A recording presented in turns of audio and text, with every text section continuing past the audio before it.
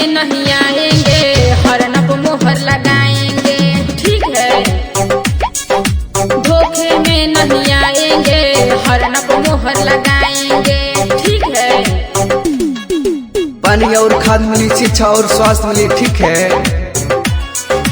पानी और खाद मिली, शिक्षा और स्वास्थ्य मिली, महिलाओं को भी ट्रेनिंग रोजगार मिली, ठीक है। सबके सम्मान मिली, हक अधिकार मिली, होई नहीं भेदभाव, सब करा से प्यार मिली, ठीक है।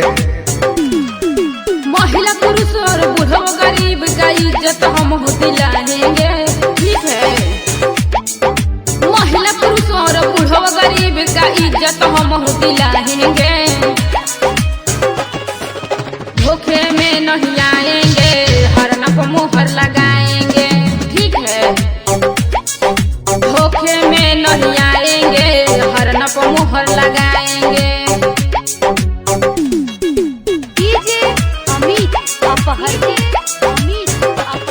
मधेसी एकता जिंदाबाद, जिंदाबाद, जिंदाबाद। सीके राउत जिंदाबाद, जिंदाबाद, जिंदाबाद। मधेश मेरा आन है, मधेश मेरा जान है, ठीक है।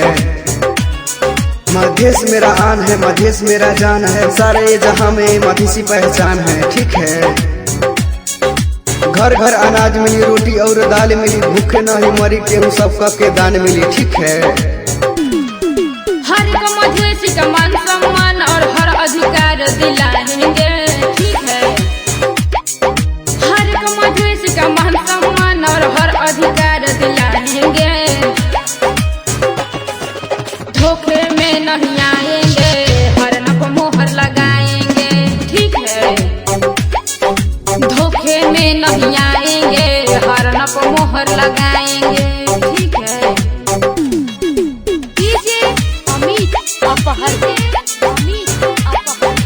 हरन छात्र जिंदाबाद, जिंदाबाद, जिंदाबाद। सीके राउत जिंदाबाद, जिंदाबाद, जिंदाबाद। सबका सरकार होगा, इंसाफ हर बार होगा, ठीक है।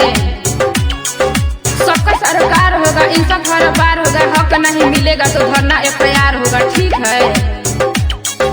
जनता का हाथ होगा, सीके राज का साथ होगा, आम आदमी के साथ कोई नहीं घात होगा, ठीक है।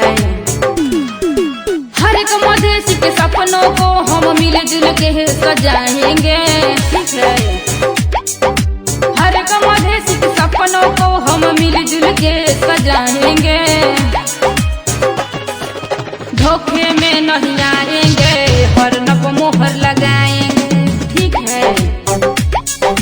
धोखे में नहीं आएंगे, हरन पर मोहर लगाएंगे, ठीक है।